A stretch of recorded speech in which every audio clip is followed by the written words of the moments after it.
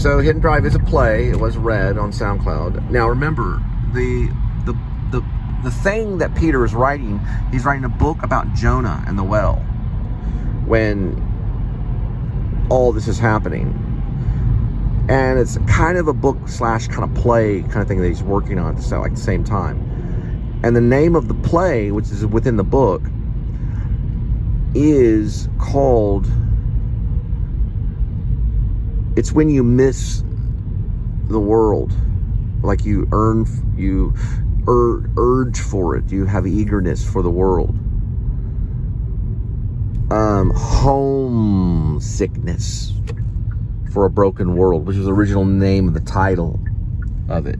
And so it's called Hidden Drive, but the play or the story that he's working on is called Homesickness for a Broken World, also known as Homesickness, the original title of the play that's in the composite book. I do rewrites. Really, I just write new stuff based on other stuff. There was a 3-part series called The Summer Plays of 2019.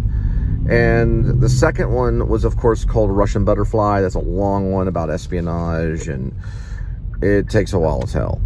That one, actually, some really stuff happened to me by these scam artists out of Russia, which they were scamming off. Comrade looking for, it's an article that's written in the New York Times. Russian gal looking for comrade was the name of the New York Times article that I found. Russian gal looking for comrade. It's based a little bit on that. It mentions Bradley Cooper. It mentions James Lipton and the monologue in the opening one. Now, we'll go to the third one. Third one's In Store. Act 1 of In Store is on this channel. You can listen to it for free. Act 2 is not. You have to probably buy that one. But Act 1 is actually public domain. You can listen to it.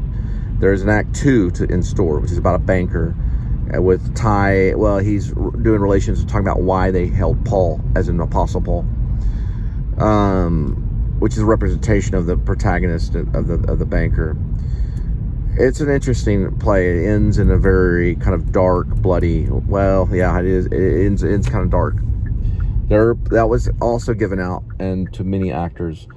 And on the first 2, there were payments given out to some of the actors too for the reading. The third one, which was about banking, there was no payment given. It was done out of the hearts of charity, because it was about charity. A big old bite of brisket.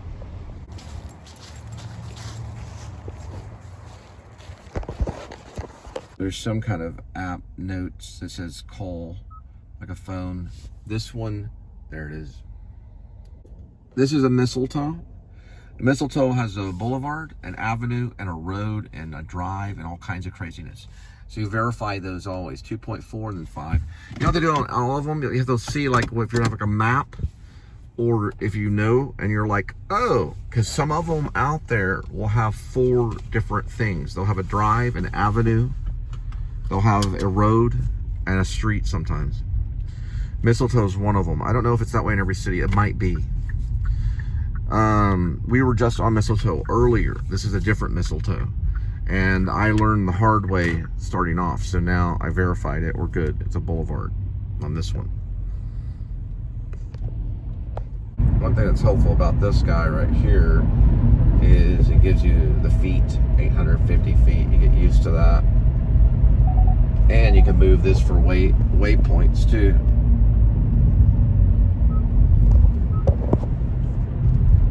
Which is helpful, but we're headed in the mistletoe area. Blue eyes, brown hair, likes to read nude magazines, hangs out at gay bars at times, reads Thomas Harris books. I'm sure that would make you happy.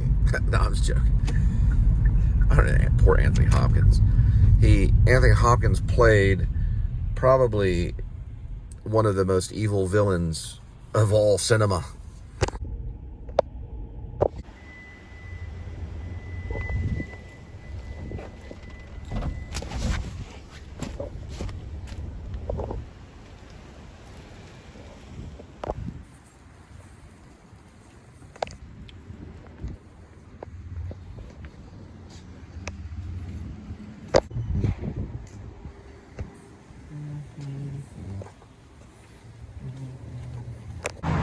Looking for it right now. Number 1476. It'd be hard to do, but not impossible. You're gonna have to U-turn, baby. That's gonna have to be a U-turn. 1476 is the first four numbers. It's gonna be a head-on right here. I can't get their number two. That may have been the follow-up right there. So Oswald was a double agent, Bradley Cooper. And Oswald worked for the Russians and he worked for America. He was an American spy for Japan spy. He was a spy for America. Oswald was. He also defected to Russia and became a Russian spy. He was a double agent. And he was killed for it too. On national television. Yes. He was a double agent. Which Oliver Stone kind of said it. Oliver Stone didn't have the information about the Japanese. He was with a Japanese spy. Lee Harvey Oswald, who lived in Fort Worth, was with a Japanese spy. Hung out with her and all kinds of stuff in Japan while he was spying for America. He came here. Then he also went to Russia. That's where he got his payment, which was his wife and his kids. And he had an assignment. JFK was his assignment. It went down on 11/22/1963. That was a double agent. Lee Harvey Oswald was a double agent spy. It probably would have worked for MI5, but they didn't trust him. Nobody, yeah. And America didn't trust him any longer. He would have been executed if they would have got him. But they did execute him.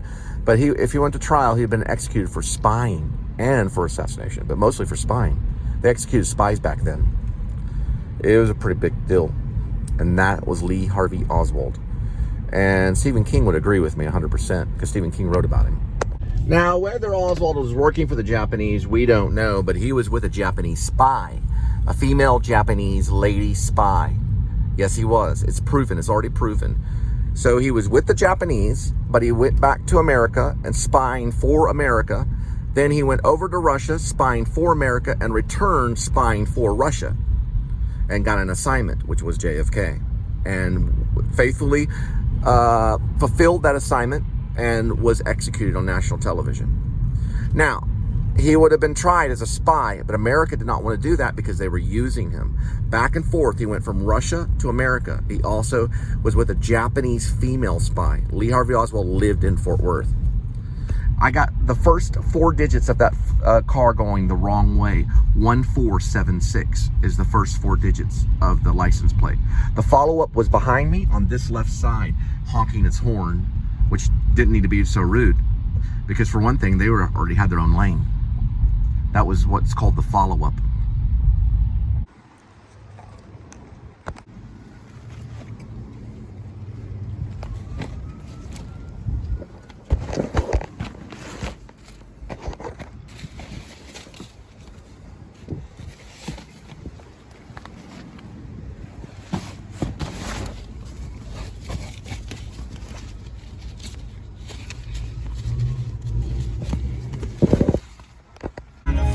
All right, 6.7 miles. It'll take 14 minutes. This is the river one, like River Cartwright kind of stuff. It is 9:16 p.m. on the arrival. All right, let's see here. I like that. It's kind of cool. Yeah. Now, if you want to look through this one, you can get the weather. You can get whatever you're playing. Calendar. It's got calendars if you want to update that calendar. And then the compass. I think the compass is kind of cool. And the time. Or that. So it's all James Bond. I like doing the compass right here. That's cool. Yeah, we know Cooper tells the Russian actors about stuff that's going on in Hollywood. It's not exactly Lee Harvey Oswald, but it's like, you know, backstage stuff. I mean, I don't think the government would really care, but yeah, his wife like tells her. There's Russian actors. Anton Yelchin. Look what happened to him. When I wrote The Untitled in 2003, the place that Jay goes to, or Jonah, I think it's Jonah, or no, it's the first one. It may be Jonah. Jay or Jonah or Steve What's-His-Face. Those are the three characters in The Untitled. The place he goes to is called the City of Gaga. I didn't even know who Lady Gaga was when I wrote it. It's called Prophecy. Later on, I'd find out about Lady Gaga on Poker Face by my first wife, Sarah. It's like, oh, there's someone called Gaga. Why? Because Goo Goo Gaga. And he goes there with an old-time camera, and it gets all kind of Road to Perdition with Tom Hanks, yeah. And he's taking a photo and blah, blah, blah. It's not really time travel, but it's warp. And he takes this stuff called Myosin R. Yeah, you got to read it. It's on the Untitled under Ash Cole, which is my pen name. Fiction Press. Read it. It's really good. All right, also another thing that's on there is Shepherds of Alaska. Hitchcock would be proud. Hitchcock would be proud. Ain't that little kitty? Is she big? Kiki? Is she bar?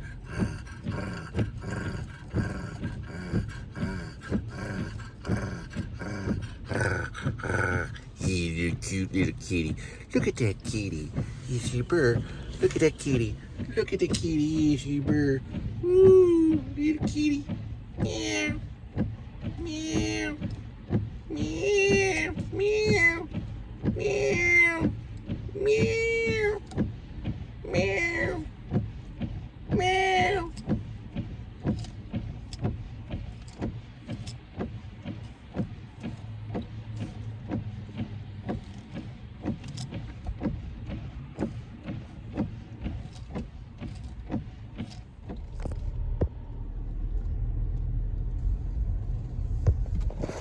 And you're all the way from Florida.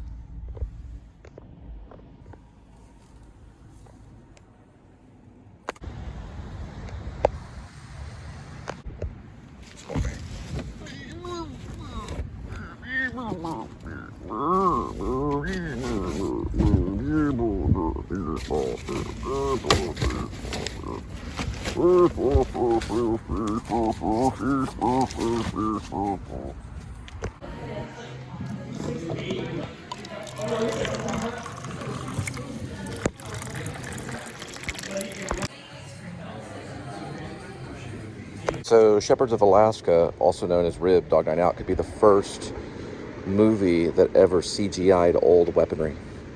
Not particularly no all weaponry be mined and then CGI'd in.